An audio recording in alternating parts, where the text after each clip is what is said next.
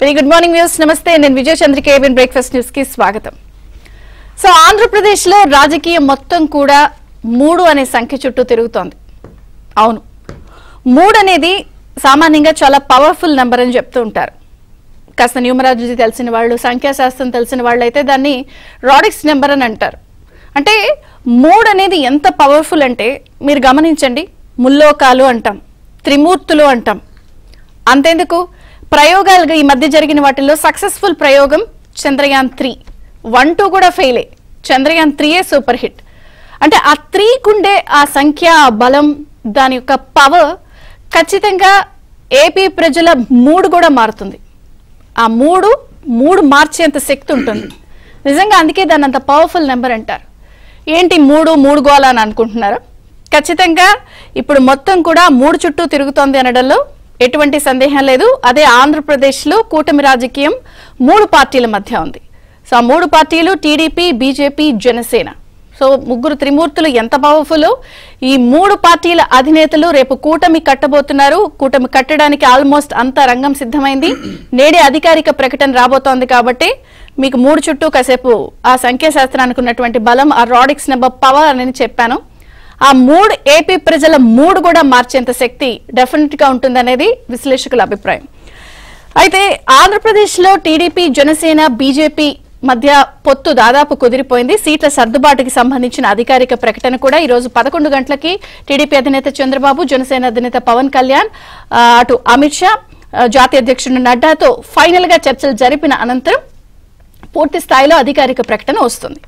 అయితే ఇంతవరకు బానే ఉంది. పొత్తులు ఖరారైపోయాయి, అధికారిక ప్రకటన రానుంది అన్నదే ఇప్పుడు అటు అధికార వైసీపీలో గాని, ముఖ్యమంత్రి గారికి గాని, వారి అనుయాయులకు కానీ, వారి టీంకి గాని యథావిధిగా అక్కసి ఏ స్థాయిలో వెళ్ళగక్కుతున్నారు అంటే, నిన్నంతా కూడా మనం చూసాం. అసలు చర్చలే జరగనట్టు, అక్కడ కేంద్ర పెద్దలు అసలు వ్యతిరేకంత భావంతో ఉన్నట్టు, టీడీపీకి షాక్, బీజేపీ ఒంటరి పోరు, ఇలాంటి బ్రేకింగ్స్ తో, ఇలాంటి రాతలతో వాళ్ళ మాధ్యమాల్లో, ముఖ్యమంత్రి వారికి సంబంధించినటువంటి ఛానళ్లలో, వారికి సంబంధించిన పేపర్లలో, సోషల్ మీడియాలో వారి అక్కసు ఈ స్థాయిలో వెళ్ళగక్కారు.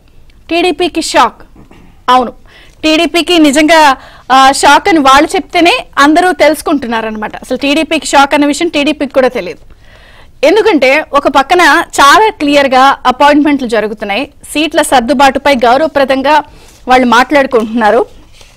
ఒక రకంగా బీజేపీ, జనసేనకి 8 లోక్సభ, 30 అసెంబ్లీ స్థానాలు అనేది గౌరవప్రదంగా వారి మధ్య చర్చ వచ్చింది. సో ఈ రోజు 11 గంటలకి తుది చర్చలు జరిగి దీనిపై ఎంత ఏమిటి అనేది ఫిగర్లు ఆ పార్టీలు చెబితే అధికారికంగా తెలుస్తాయి. కానీ 30 అడిగారంట, 40 అడిగారంట, లేకపోతే అసలు ఇష్టం లేదంట, షాక్ అంట, ఒంటరి పోరంట, వెళ్ళిపోమన్నారంట. అసలు నోటికి ఏ స్థాయిలో పని చెప్పారంటే ఇక్కడే వాళ్ళ అక్కసు ఏ స్థాయిలో కనపడుతుందో అర్థమవుతుంది. అసలు ఈ 3 పార్టీలు పొత్తు పెట్టుకోకూడదు అని ఈ 6 నెలల నుంచి చేయని ప్రయత్నం అంటూ లేదు. కానీ అది బడిసి కొట్టింది. కానీ ఇక్కడ మనం ఇంకొక విషయాన్ని గమనించాలి. 3 అని నేను నొక్కి వక్కాడిస్తున్నాను కదా. ఇక్కడ 3 పార్టీలకి 3 లక్ష్యాలు, 3 ఎజెండా, 3 ఉమ్మడి ఆలోచనలు ఉన్నాయి. ముందుగా మనం టీడీపీ లక్ష్యం గురించి చూస్తే, టీడీపీకి ఒక లక్ష్యం ఉంది. అదేమిటి అంటే, పూర్తి స్థాయిలో రేపు జరగబోయే అసెంబ్లీ ఎన్నికల్లో పాత మిత్రుడిని బీజేపీని కలుపుకుంటూ, ఆల్రెడీ జనసేన, టీడీపీ పొత్తులో ఉన్నాయి కాబట్టి వికసిత ఆంధ్రప్రదేశ్ అనేది ఇప్పుడు టీడీపీ లక్ష్యం. ఒక రకంగా చెప్పాలి అంటే జగన్ అరాచక పాలనని దించేసి పూర్తి స్థాయిలో ఏపీని పునర్నిర్మించాలి అనేది ఇప్పుడు టీడీపీ ప్రధాన లక్ష్యంగా కనిపిస్తోంది. రాష్ట్రాన్ని ఎలా గాడిలో పెట్టాలి అని. బీజేపీ లక్ష్యం చూస్తే వాళ్ళది వికసిత భారత్. సో పూర్తి స్థాయిలో మిషన్ 2024 టార్గెట్ గా సొంతంగా 370 పైచిలుకు స్థానాలు, 404 400 పార్ అనే లక్ష్యంతో వాళ్ళు ఎన్డీఏలో ఉన్న పాత మిత్రులందరినీ కలుపుకుని ఈ లక్ష్యంతో వెళ్తున్నారు. ఇక జనసేన లక్ష్యం మొదటి నుంచి వాళ్ళు ఒకే మాట మీద ఉన్నారు. జగన్ విముక్త ఏపీ, వైసీపీ విముక్త ఆంధ్రప్రదేశ్. సో ఒకళ్ళు వికసిత ఆంధ్రప్రదేశ్, ఒకళ్ళు వికసిత భారత్, ఇంకొకళ్ళు వైసీపీ విముక్త ఆంధ్రప్రదేశ్.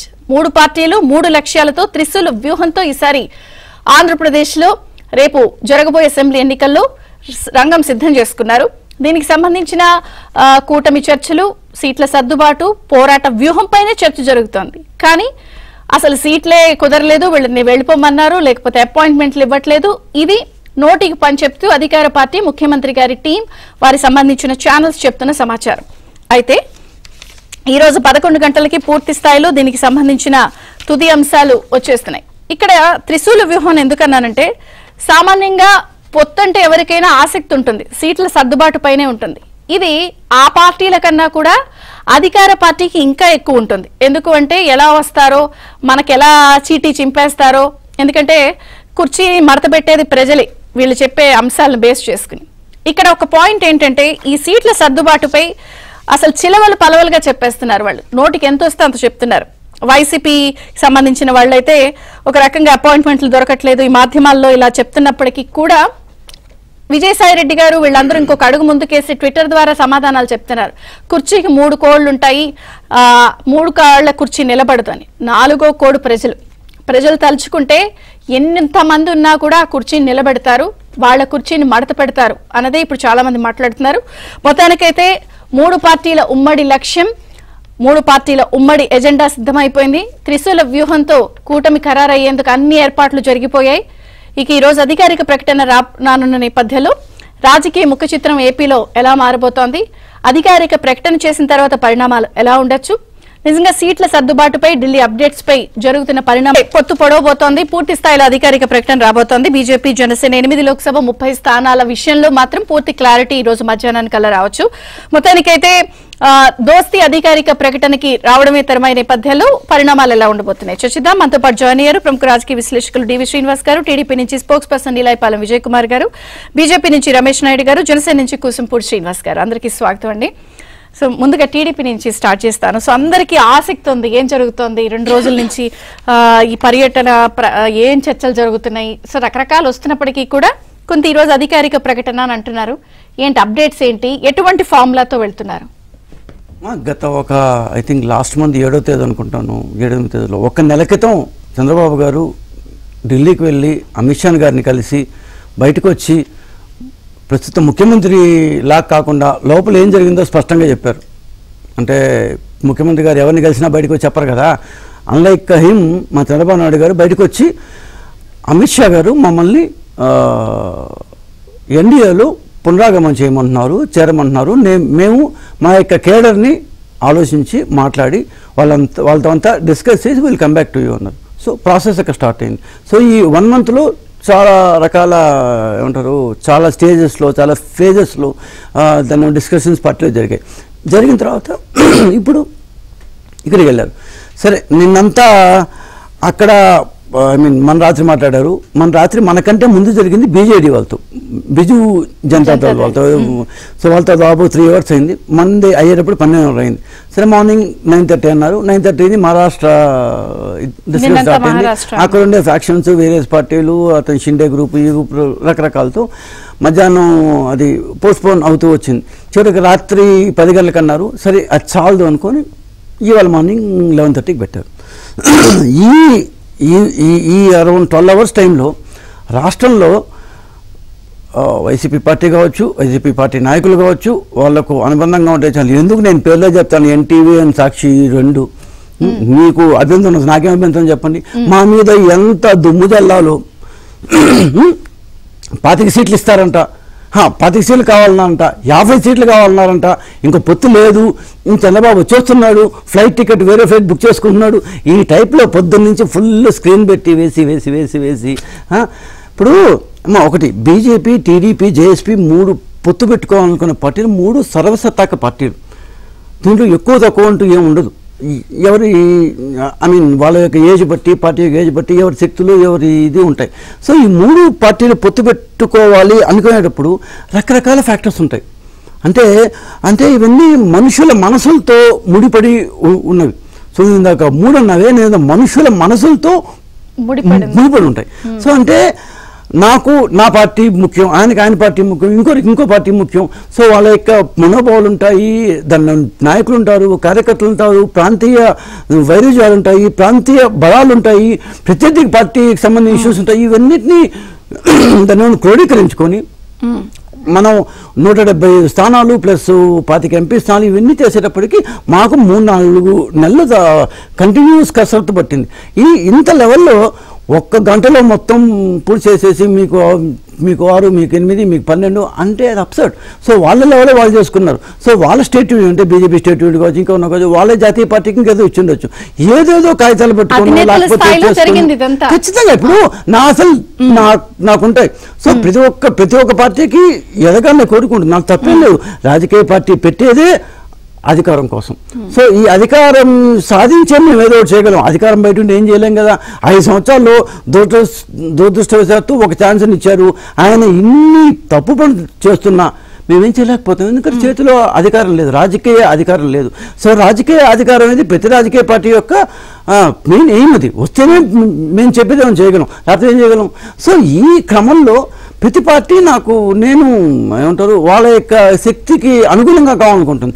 సో ఈ 3 పొత్తుల్లో ఖచ్చితంగా మేము ఏమంటారు అన్నిటినీ రాబోతోందా ఖచ్చితంగా. ఎందుకంటే చంద్రబాబు నాయుడు, పవన్ కళ్యాణ్ ప్లస్ దీంతో కూడా చాలా మంది అక్కడ ఉండి మన రాత్రి వరకు మేము దాని ముందు ఇక్కడ డిస్కషన్లు చేసి నిన్న సాయంత్రం మళ్ళీ దాన్ని టెలికాన్ఫరెన్స్ తీసుకొని ఆయన మళ్ళీ మా అందరితో మాట్లాడుతూ ఇవన్నీ జరుగుతున్నాయి.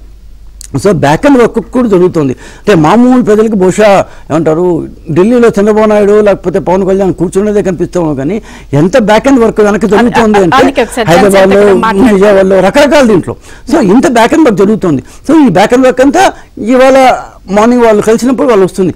సో అంటే టాప్ లెవెల్లో పోయినప్పుడు అవుట్కమ్స్ మాత్రమే చెప్తారు. ఈ బ్యాక్ అండ్ వర్క్ రాకపోవచ్చు. సార్ ఇది వాళ్ళ ఇది నాయక్ పేపరు, ఇది పవన్ కళ్యాణ్ పేపరు, ఇది బీజేపీకి 3 వస్తాయి. 3 అవుట్కమ్స్. అంటే ఈ అవుట్కమ్స్ ఎప్పుడు వస్తాయంటే దాదాపు మేము ఎట్లయితే వర్కౌట్ చేసాం వాళ్ళందరూ అట్లే వర్కౌట్ చేస్తుంటారు. అంతే. It is going to be smooth affair. ఈ పొత్తుని ఆపేయాలి అని తెగ ప్రయత్నించారు, కానీ వాళ్ళు విఫలమవుతున్నారు. వ్యవహారాలు మనం మళ్ళీ ఇంకొక నెక్స్ట్ రౌండ్ లో మాట్లాడదాం. జనసేనతో కూడా మాట్లాడదాం. కూచిపూడి శ్రీనివాస్ గారు నమస్తే అండి. First of all congratulations. So మీ పవన్ కళ్యాణ్ గారు మొదటి నుంచి కూడా ఎంత పట్టుదలగా ఉన్నారో అది ఈ రోజు కార్యరూపం దాల్చింది, ఫైనల్ అయింది, అధికారిక ప్రకటన రాబోతోంది. సామాన్యంగా ఏ పార్టీ అయినా అధినేత తన వ్యక్తిగత స్వార్థాన్ని చూసుకుంటారు. ఇక్కడ నాకు సీట్లు తగ్గినా పర్వాలేదు, రాష్ట్రం ఇంపార్టెంట్ అన్న నాయకుడు అయితే మీ పార్టీ నాయకుడు, ఇంకెవరు కాదు. సో ఏంటి ఈరోజు ఇక్కడ వరకు వచ్చిన దానిపై ముందుగా మీ కామెంట్ ఏంటి? శ్రేణులు ఎలా ఉంటున్నారు, రియాక్షన్స్ ఎలా వస్తున్నాయి? విజేంద్ర గారు, మీకు ప్యానెల్లో ఉన్న పెద్దలందరికీ నమస్కారం. మీరు ముందు మాటలో 3 అని మాట్లాడారు కదా. నిజంగా ప్రజలకి 3 మారింది, వైసీపీకి 3 ఉంది. ఈ జగన్ 3 ముక్కల ఆటకి ముగ్గం పలకనుంది. 3 పార్టీల కూటమి అధికారంలోకి రాబోతుంది. జరగబోయేది ఇదే. ఎందుకంటే ఇది ప్రజలు నిర్ణయించినటువంటి పొత్తు. ఎందుకంటే మీరు చెప్పినట్టు, పెద్దలు చెప్పినట్టు, ఏ పార్టీ అయినా ఆ పార్టీ వ్యవస్థాగతంగా బలపడాలి, పార్టీ వ్యక్తిగతంగా వారి పార్టీ అధికారంలో రావాలని కోరుకుంటారు తప్ప ఆంధ్రప్రదేశ్ రాష్ట్రాలలో రాజకీయాలు చాలా భిన్నంగా ఉన్నాయి.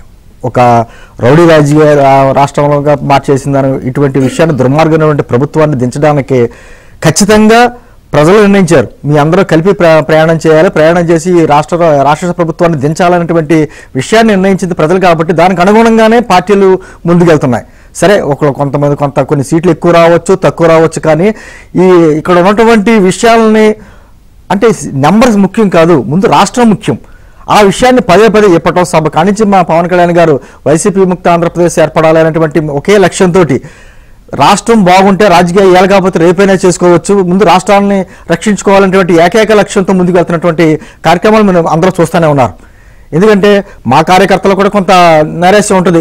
ఇన్ని సీట్లు తీసుకున్నారు, ఇటాన్ని తీసుకున్నారు. దానికి ఆజ్యం పోసేటువంటి కొంతమంది నాయకులు ఉన్నారు, లేకపోతే అధికార పార్టీ వారికి సంబంధించిన వారు అనేక మంది చేస్తూ ఉన్నారు.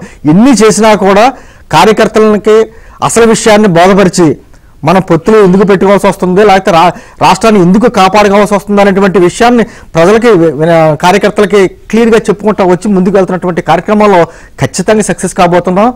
రాబోయే మంచి రోజులే. వచ్చేది 3 పార్టీలకు సంబంధించినటువంటి కూటమి అధికారం రాబోతుంది. ఇది కొత్తది కూడా కాదు.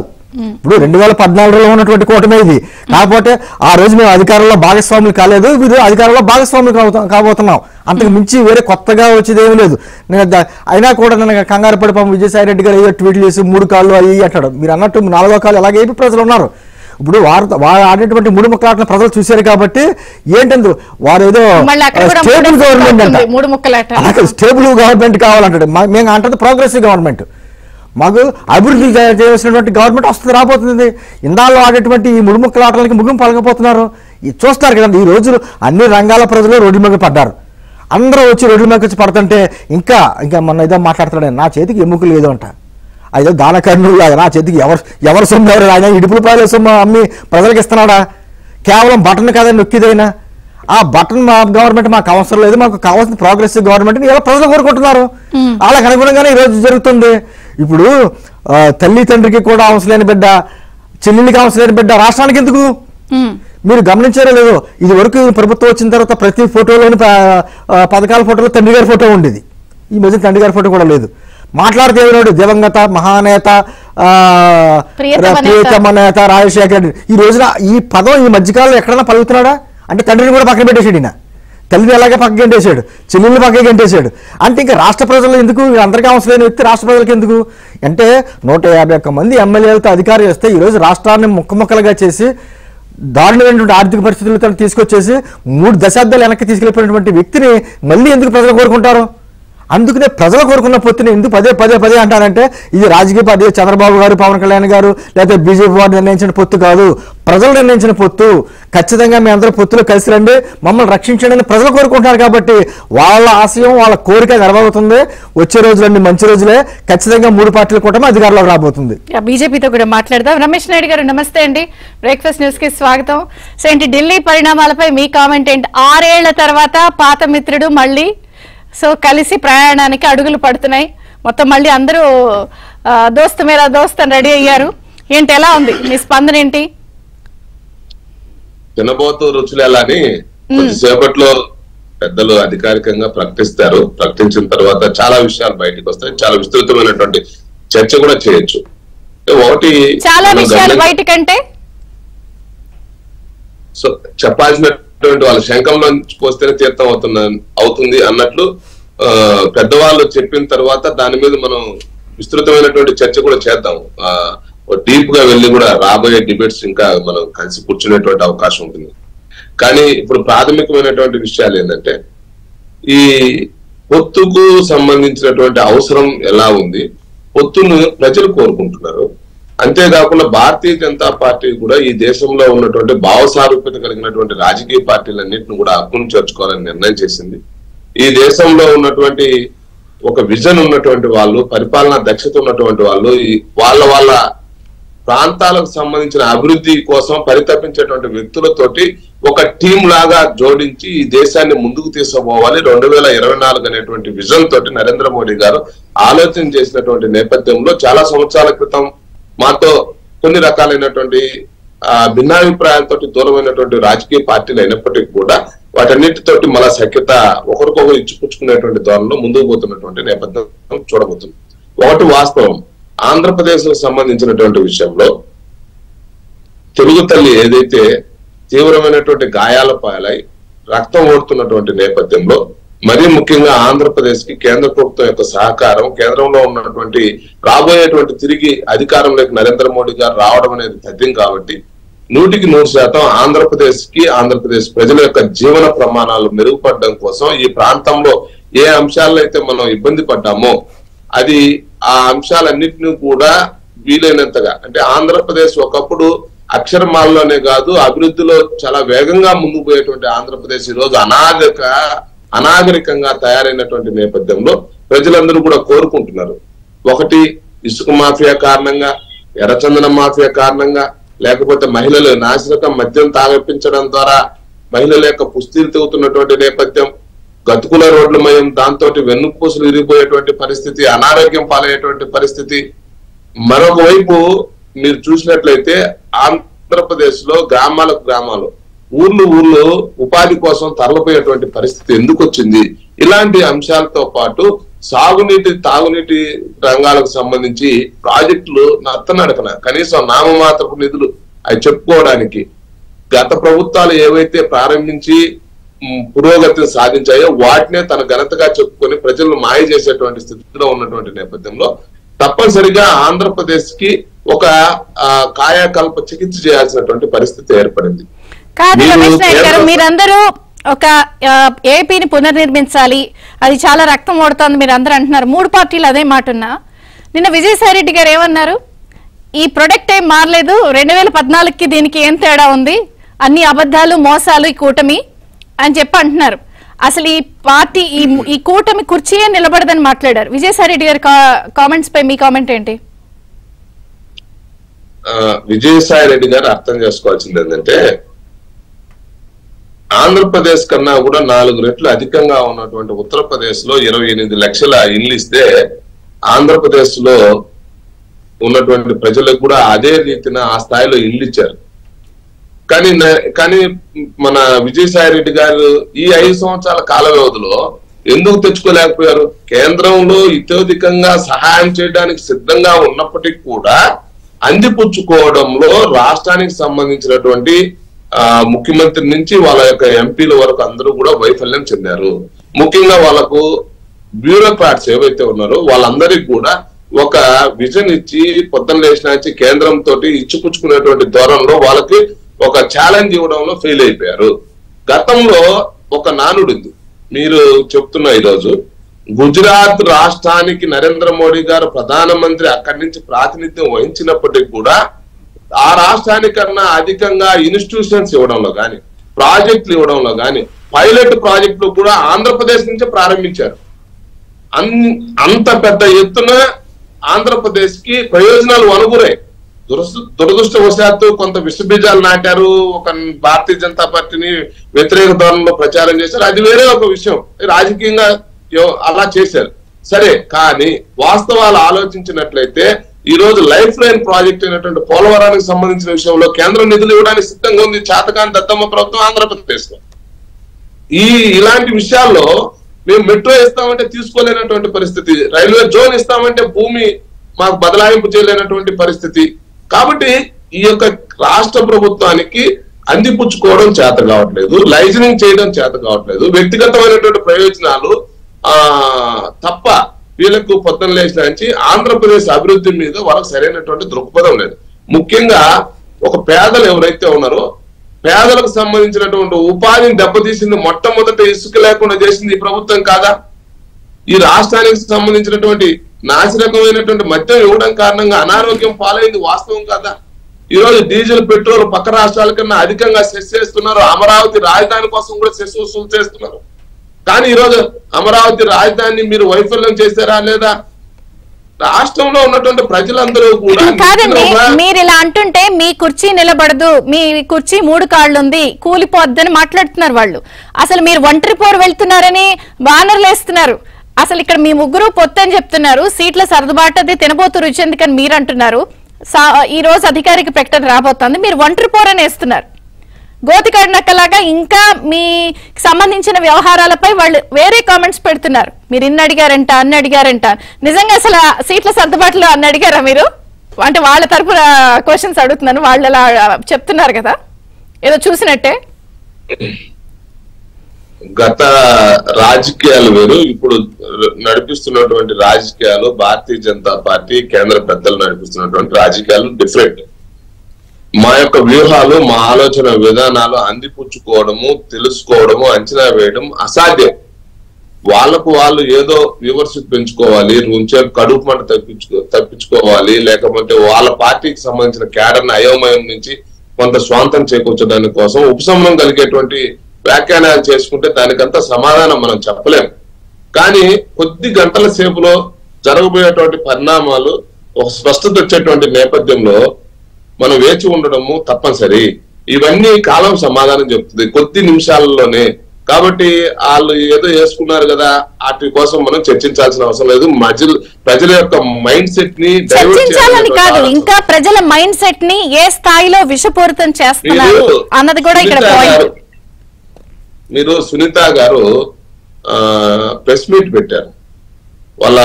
వాళ్ళ తండ్రి గారి యొక్క హత్య ఉదంతం ఏదైతే ఉందో పూసగుచ్చినట్లు ఎవరెవరి పాత్ర ఉంది అనేటువంటి విషయాల మీద చాలా కరాఖండిగా ఆమె మాట్లాడడంతో రాష్ట్ర ప్రజలందరూ కూడా ఔరా అనుకున్నారు, వాస్తవం అని అర్థం చేసుకున్నారు. అన్యాయం జరిగింది వివేకానంద రెడ్డి గారికి అనేటువంటి విషయం తేటతెల్లమైనటువంటి నేపథ్యంలో వెంటనే దాన్ని డైవర్ట్ చేయడం కోసం ఏం చేశారు కొన్ని మీడియా ఛానళ్ళు, ఆ సబ్జెక్ట్ ని కాకుండా భారతీయ జనతా పార్టీ టీడీపీ మధ్య వ్యత్యాసాన్ని ఉండబోతుంది, లేకపోతే కలవరు, ఇలాంటి పదాలన్నీ కూడా జోడించి వాళ్ళ మసాలా అద్దారా లేదా.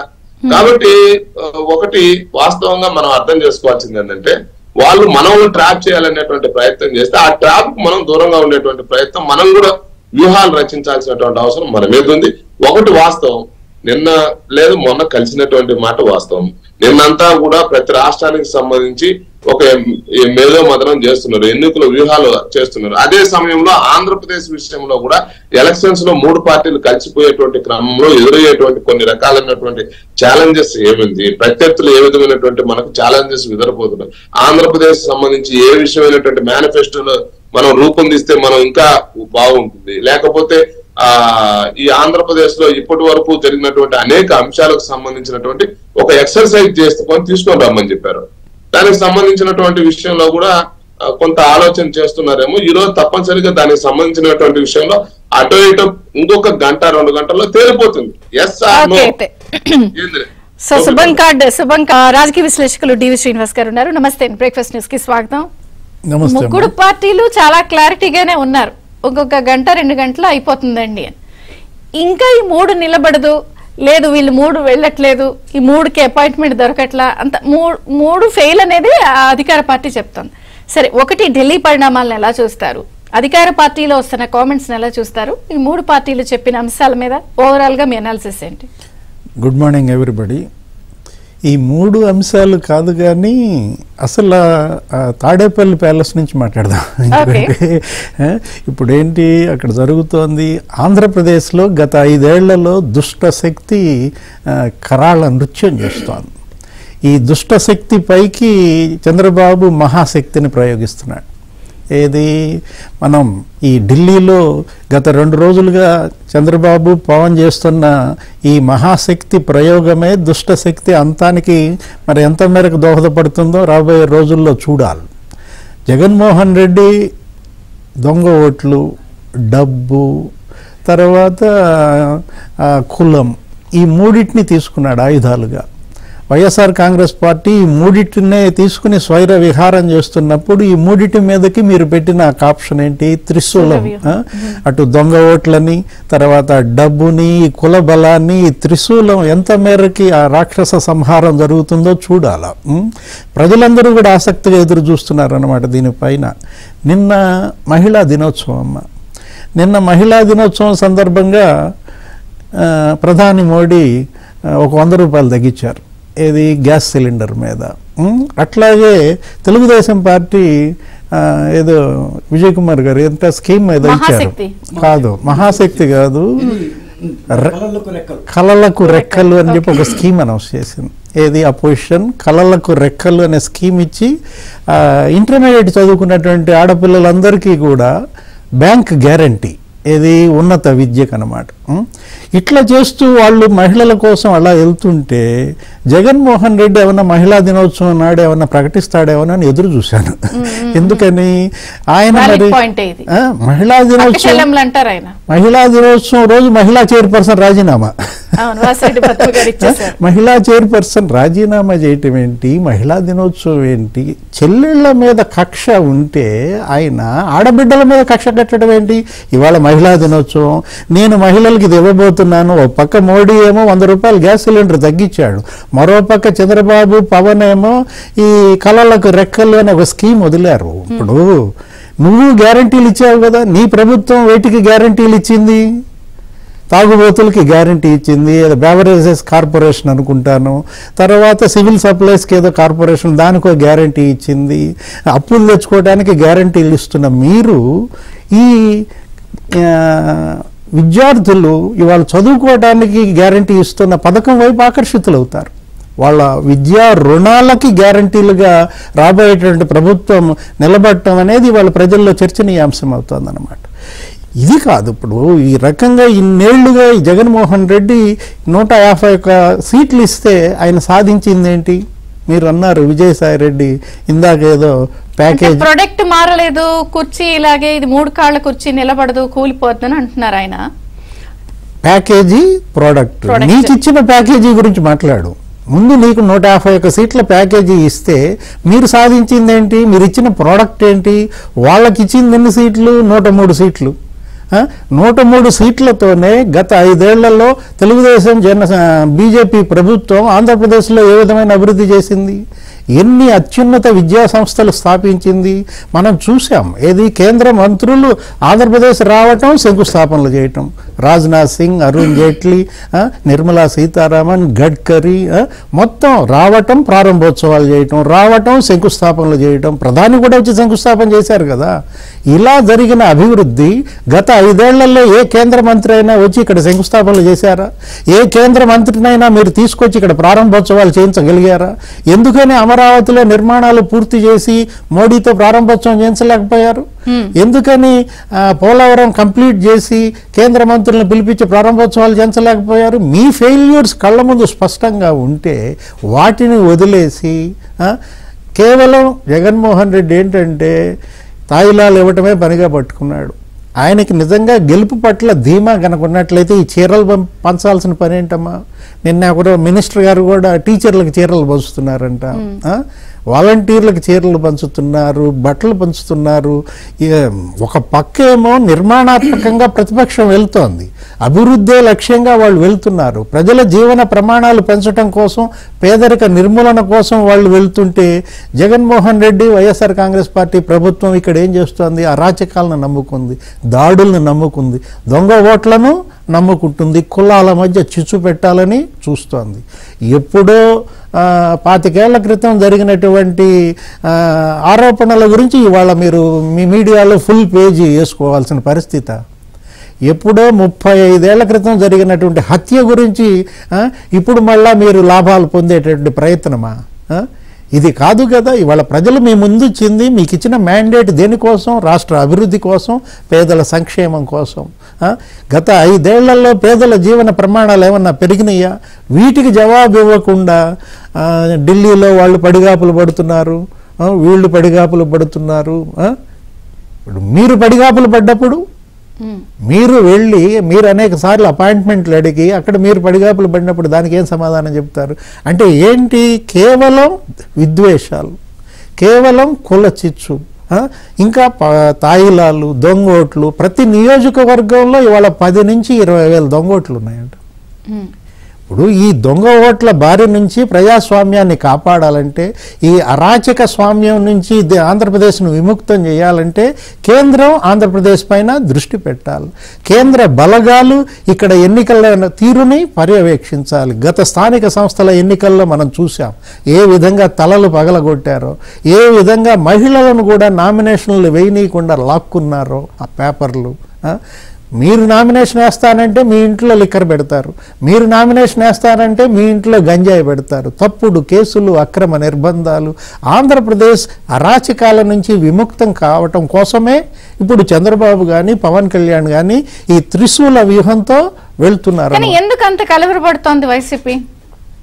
అంటే దాన్ని ఎట్లా చూడాలి? వాళ్ళు ఇన్ని సీట్లనో లేకపోతే ట్వీట్ల రూపంలోనో ప్రెస్ మీట్లు పెట్టో ఏదో ఆవేశం అయితే వెళ్ళగక్కుతున్నారు కదా. ఇది కలవరం అంటే కొంచెం లైట్ గా అన్నట్టున్నారు. ఇది కలవరం కాదు, ఇది భయం.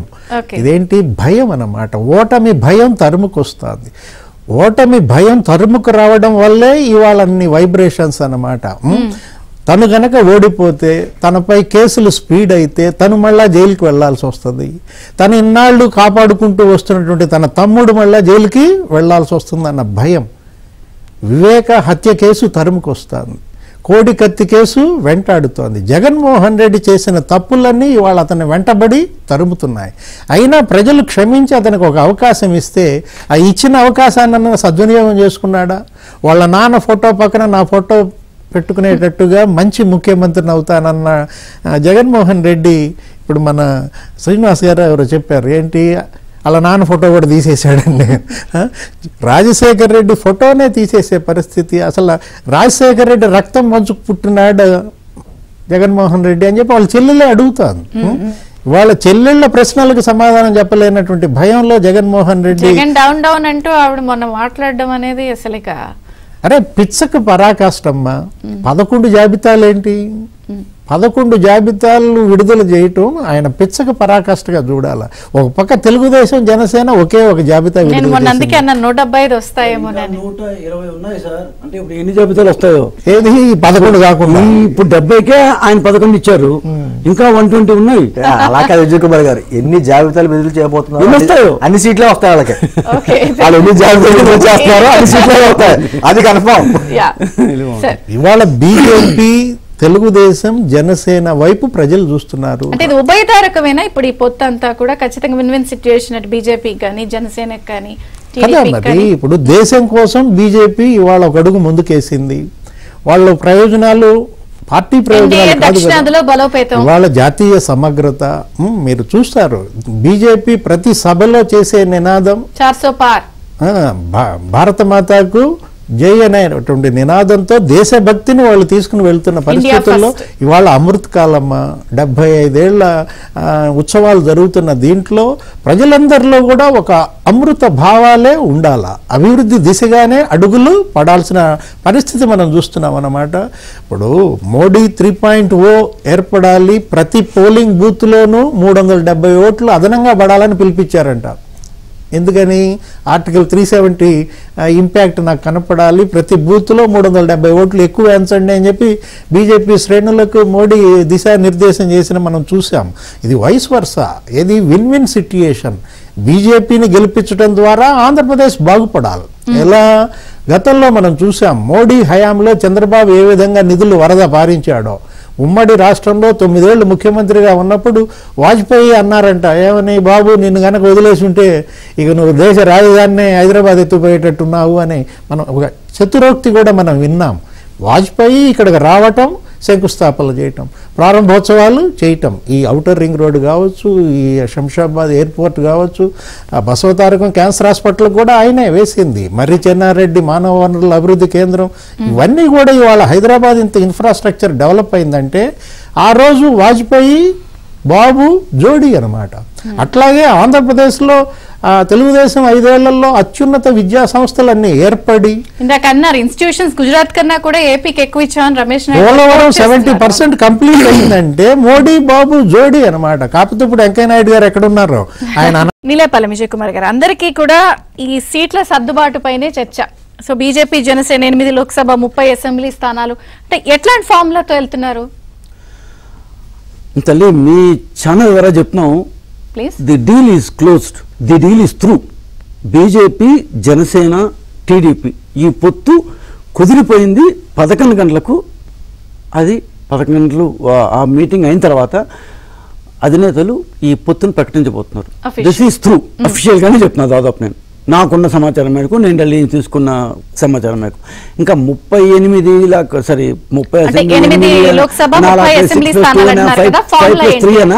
5+3 6+2 అనా, లేకపోతే 24+6 అనా, 1 or 2. ఎందుకంటే ఎవరెవరి దాన్ని ప్రయారిటీస్ వాళ్ళకు ఉంటాయి. ప్రతి పార్టీ ఈ సీట్ మాకు కావాలి, ఈ సీట్ కావాలి, ఇట్లా చిన్న చిన్న చేంజెస్ ఉండొచ్చు. కానీ మోరాల్లెస్ ఈ ఫార్ములాకి అయితే మేము స్టిక్ అవబోతున్నాము. డీల్ అయితే కుదిరిపోయింది. సో ఈ సంఖ్యని మనం చెప్పడం కంటే పార్టీ అధ్యక్షులు చెప్తేనే అది బాగుంటుంది. ఎందుకంటే అది దాన్ని ప్రోటోకాల్ ప్రకారం కూడా వాళ్ళు చెప్తేనే బాగుంటుంది. So the deal is through అన్న విషయాన్ని మేము కన్ఫర్మ్ చేస్తున్నాము. బట్ నెంబర్లు అయితే వాళ్ళు చెప్తేనే బాగుంటుంది. బట్ మోరాల్లెస్ ఈ రేంజ్లోనే ఉంటుంది. అంతకంటే పెద్దగా దాని ప్లస్ ఆర్ మైనస్ ముందు పోయే అవకాశం లేదు. సో ఇంకెన్నిసార్లు ఎన్ని టీవీ ఛానల్ ద్వారా ఎంత చెడు ప్రాపగండా చేసినా కూడా ఖచ్చితంగా ఈ డీల్ అనేది కుదిరిపోయింది. ఈ రాష్ట్రంలో జరగబోయే ఎన్నికల్లో ఓడిపోయేది వైసీపీ, గెలిచేది బీజేపీ, టీడీపీ, జేఎస్పీ కూటమి. ఈ విషయంలో ఎటువంటి లేదు. ఆంధ్రప్రదేశ్ రాబోయే ఎన్నికల్లో మా కూటమే గవర్నమెంట్ ఫామ్ చేయబోతోంది. ఖచ్చితంగా చెప్తున్నాను. ఈరోజు డేటు రాసి పెట్టుకొని అంటారే మామూలు చాలా మంది చెప్తుంటారు. అట్లా దిస్ ఇస్ దాన్ని కన్ఫర్మ్ చెప్తాను. అమరావతి రాజధాని వెలిగిపోనుంది. ఏ రాజధాని అయితే శ్మశానాన్ని చేసేసి పక్కన పడేశారు జగన్మోహన్ గారు, ఏ రాష్ట్రాన్ని అయితే 5 సంవత్సరాల పాటు రాజధాని లేకుండా, శక్తి లేకుండా, వగ లేకుండా, దమ్ము లేకుండా, స్థాయి లేకుండా ఏదేదో చేసి తను ఏదేదో చేయాలనుకొని ఉన్న రాజధాని కూడా నాశనం చేసి ఆంధ్రప్రదేశ్ ప్రజల యొక్క ప్రైడ్ని, అమరావతి అనే ప్రైడ్ని ఏదైతే నాశనం చేయాలనుకుంటారో ఆ అమరావతి ఈ 3 పార్టీల కూటమి యొక్క ప్రభుత్వంలో వెలుగు పొందింది. Let's make Andhra great again, let's make Andhra great again అంటే 14లో మన రాష్ట్రం విడిపోయిన తర్వాత 5 సంవత్సరాలు మనం ఎంత అభివృద్ధి సాధించాము, ఎన్ని కంపెనీలు తెచ్చాము, ఎన్ని ఇన్స్టిట్యూషన్స్ తెచ్చాము, ఎన్ని కొత్త కొత్త ఇనిషియేటివ్స్ చేసాము.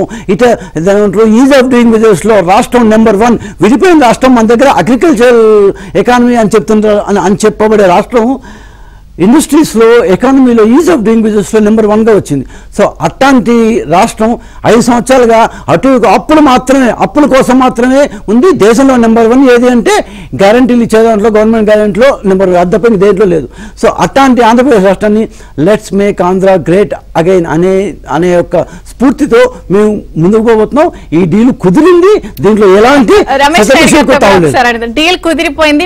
ఫుల్ గా ఢిల్లీ నుంచి అప్డేట్ వచ్చింది, సమాచారం ఉంది. అది అఫీషియల్ గా అధినేతలు చేస్తారు అని అంటున్నారు. అంటే ఏంటి సర్దుబాటు సీట్లకు సంబంధించి మీకు ఎటువంటి సమాచారం ఉంది? వాస్తవంగా చెప్పాలంటే మాకు ఎటువంటి సమాచారం లేదండి. ఆర్గనైజేషన్ లో మాకు ఒక సిస్టమ్ ఉంటుంది, దానికి ఒక ప్రాపర్ ఛానల్లో ఏ సమయంలో చెప్పాలో చెప్తారు అధికారికంగా. అంతవరకు కూడా మేము మాట్లాడడం కరెక్ట్ కాదు. సో ఒకటి ఆశాజనకంగా అయితే ఉన్నాం, 100% ఎన్డీఏ గవర్నమెంట్, ఎన్డీఏ కూటమి బలోపేతం చేయడం, ఒక టీమ్ స్పిరిట్ తోటి దేశాన్ని తీసుకోవాలనేటువంటి ఉద్దేశంతో ఇక్కడ అన్ని చోట్ల ఉన్నటువంటి ప్రాంతీయ పార్టీలను కలుపుకోవడం అనేది తథ్యమైంది. ఆ క్రమంలో భాగంగానే 100% వెల్కమ్ చేశారు. మాకు ఒక కార్డియల్ రిలేషన్ ఉంది ఈ రాష్ట్రంతో. గతంలో కూడా తెలుగుదేశం పార్టీ ఒక భావ సారూప్యత కలిగినటువంటి పార్టీ. డే 1 నుంచి కూడా అన్న ఎన్టీఆర్ గారికి ద్రోహం జరిగినటువంటి నాటి నుంచి కూడా అండగా ఉంది. అది రాజకీయంగా గానీ, లేకపోతే ఆంధ్రప్రదేశ్ ఆర్థిక అవసరాల కోసంలో గానీ, అభివృద్ధి విషయంలో. కాబట్టి ఆంధ్రప్రదేశ్ అనేటువంటి రాష్ట్రం ఈ రోజు జగన్మోహన్ రెడ్డి కారణంగా ఎన్నుకుబాటు గురి కావడమే కాకుండా కేంద్రం ఇచ్చేటువంటి పథకాలు కూడా ఒక పక్కదారి పడుతున్నటువంటి నేపథ్యం. కేంద్రం ఇచ్చేటువంటి పథకాలనే తన పథకాలుగా చెప్పుకునేటువంటి పరిస్థితి. కాబట్టి వికసిత్ భారత్ కార్యక్రమంలో ప్రతి పల్లికి భారతీయ జనతా పార్టీ కార్యకర్త వెళ్లి ఆ గ్రామంలో ఉన్నటువంటి ప్రజలందరూ కూడా అర్థం చేసుకునే విధంగా వివరించి చెప్పడం జరిగింది. ఇది స్టిక్కర్ల ప్రభుత్వం.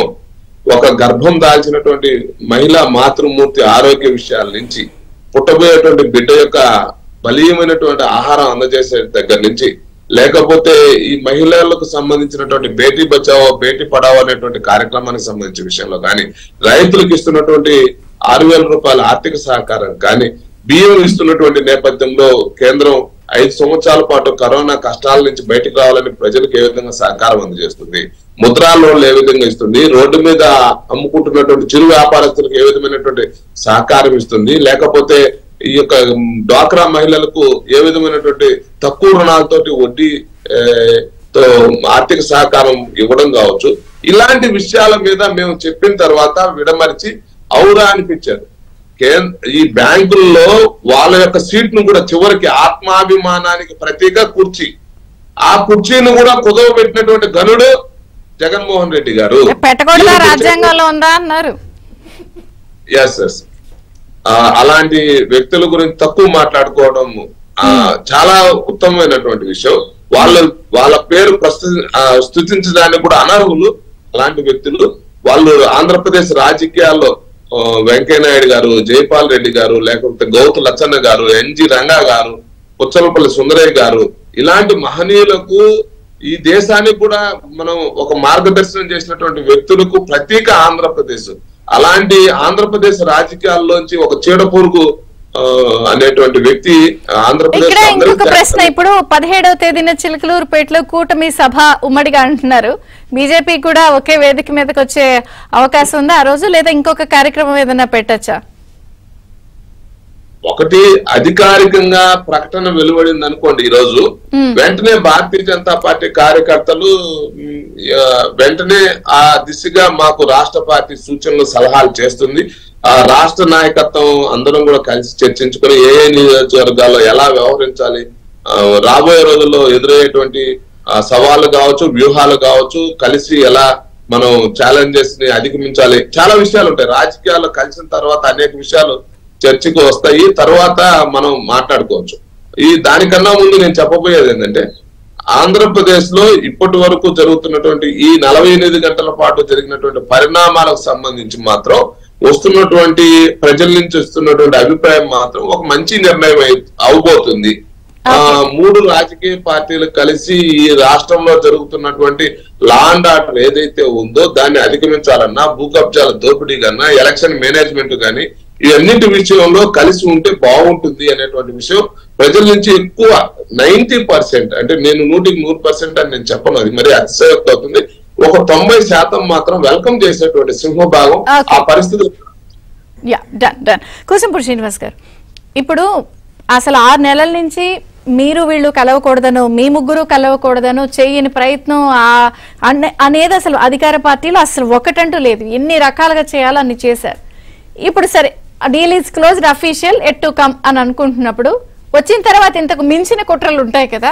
సో దీనికి సంబంధించి ఏమన్నా ముగ్గురు కలిసి ఉమ్మడిగా ఏదైనా ఎత్తులు పొత్తులు జిత్తులు వీటి మీద ఏమన్నా యాక్షన్ ప్లాన్? అంటే ఎందుకు ఈ క్వశ్చన్స్ నేను అడుగుతున్నానంటే, నిన్న కూడా ఆర్ఎన్ శ్రీనివాస్ గారు జాయిన్ అవుతున్నప్పుడు పవన్ కళ్యాణ్ గారు అన్నారు మనకు సలహాలు ఇచ్చిన వాళ్ళు వైసీపీలో అని. అంటే ఒకటి విజయచంద్ర గారు జాగ్రత్తగా గమనించండి, అటు బీజేపీ కావచ్చు, జనసేన కావచ్చు, తెలుగుదేశం కావచ్చు, ఈ 3 పార్టీలకు సంబంధించినటువంటి కార్యకర్తలు చాలా క్రమశిక్షణ కలిగిన కార్యకర్తలు, గెలుపోటములతో సంబంధం లేకుండా నాయకుల నిర్ణయాలకి, అధినేతలు తీసుకుంటున్న నిర్ణయాలకు కట్టుబడి పనిచేసేటువంటి క్రమశిక్షణ కార్యకర్తలు ఉన్న పార్టీలు ఈ 3 పార్టీలు. వైసీపీ పార్టీకి సంబంధించిన వాళ్ళు అలా కాదు కదా, 5 రూపాయలు ఎక్కువ ఎత్తే ఒక రకంగా ట్వీట్ చేస్తారు, వాళ్ళతో పేటీఎం బ్యాచ్, వాళ్ళకే మనకి సాపత్యం ఏంటి? జరగబోయేటువంటి రాష్ట్రంలో రాజకీయ పరిస్థితులు ఉన్నటువంటి గమనించారు కాబట్టి ఈ రోజున పొత్తును ఆహ్వానిస్తున్నారు కాబట్టి ఇన్ని రకాల కుట్రలు ఇప్పుడు కాదు, ఇప్పటి నుంచో చేశారు. అసలు 2 పార్టీలు కలవకూడదు, 3 పార్టీలు కలవకూడదు అనేటువంటి విషయంలో మీరు సింగిల్గా వస్తారా, మేము సింగిల్గానే వస్తున్నాం అంటే భారతదేశంలో కూడా ఏ పార్టీతో కూడా అని నాకు తెలిసి ఒక పార్టీతో మేము పొత్తు పెట్టుకో అనేటువంటిది ఒక అంటరాని పార్టీ ఉన్న పార్టీ ఏదైనా వైసీపీ పార్టీ. మీరు ఏ పార్టీలో చూసుకుని భారతదేశంలో ఏదో పార్టీతో పొత్తులు కడుతూ ఉంటాయి. అసలు భావస్వారూపతకి వ్యతిరేకంగా ఉన్న పార్టీలు కూడా ఎవరో కూడా వైసీపీ పార్టీతో పొత్తు పెట్టడానికి సాహసం కూడా చేయలేరు. అటువంటి పార్టీ వైసీపీ పార్టీ. వారు ఎన్ని రకాల కుట్రలు చేయాలో వారికి ఉన్నటువంటి పేటీఎం బ్యాచ్ తోటి లేకపోతే సోషల్ మీడియా వాళ్ళతో రకరకాల కుట్రలు చేస్తానే ఉంటారు. భవిష్యత్తులో కలిసిన తర్వాత కూడా చేస్తానే ఉంటారు. ఆల్రెడీ మొదలు పెట్టేశారు. జనరల్ గా ఏమవుతుందంటే ఆ రోజు మీరిద్దరు అనుకున్న మాటలన్నింటినీ ఇప్పుడు మళ్ళీ కొంత ప్రొవోకేట్ చేస్తూ చూపిస్తున్నారు, స్టార్ట్ చేశారు. ఇప్పుడు మన వైఎస్ రాజశేఖర రెడ్డి గారికి మరణానికి కారణమైనటువంటి వ్యక్తులు విజయమ్మ గారును జగన్మోహన్ రెడ్డి గారు అనేటువంటి మాటలు మాట్లాడిన వ్యక్తులే ఈ రోజున బొత్స గారు అన్నాడు కదా. ఎందుకో దీంట్లో అటువంటి బొత్సాన్ని తీసుకెళ్లి మినిస్టర్ ఇచ్చారు కదా, వాళ్ళకంటే మేము మాటలు మార్చిన వాళ్ళం ఏం కాదు కదా మేము. లేకపోతేనేమో జైలుకి బెయిల్కి మధ్యన ఊహిలాడే పార్టీ వైసీపీ పార్టీ అన్న అతను కూడా తీసుకొచ్చి మినిస్టర్ ఇచ్చారు కదా. మనం ఇవన్నీ మాట్లాడుకుంటుంటే ఎందుకంటే వైఎస్ఆర్సీపీ అంటే వైఎస్ఆర్ సంచగూడ పార్టీ అన్న వ్యక్తి తీసుకొచ్చి మినిస్టర్ పదవి ఇచ్చారు. అంటే గతంలో రాజకీయాలు ఎన్నో అనుకుంటాం, ఆ లిమిట్ క్రాస్ చేసి మనం ఏం అనలేదు కదా. ఆ లిమిట్ క్రాస్ చేసి అన్న వాళ్ళు కూడా పదవులు ఇచ్చారు. నేను అంటే విజయచంద్ర గారు మేము త్రిశూల వ్యూహంతో వెళ్తున్నాం, వాళ్ళు గొడ్డల వ్యూహం వాళ్ళకున్నాం, గొడ్డల వ్యూహం వాళ్ళకు ఉంది. కాకపోతే మేమేమంటున్నామంటే నెక్స్ట్ మేము రాబోతున్నాం, వాళ్ళు ఎక్స్ కాబోతున్నారు. త్రిశూల వ్యూహం గొడ్డల వ్యూహం అదేదో భలే ఉంది. శ్రీనివాస్ గారు, అంటే ఇక్కడి నుంచి గేమ్ ఎలా ఉంటుంది, రాజకీయ పరిణామాలు ఎలా ఉంటాయి, ఏపీ ముఖ చిత్రం ఎలా మారుతుంది? దుష్ట శక్తి జడలు విప్పుతుంది.